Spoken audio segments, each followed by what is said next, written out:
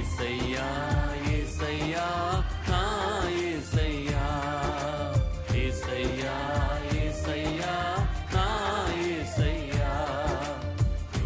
అందరూ పాడదాం, యేసయ్యా అని హృదయపూర్వకంగా ఆరాధన చేద్దాం. యేసయ్యా యేసయ్యా నా యేసయ్యా.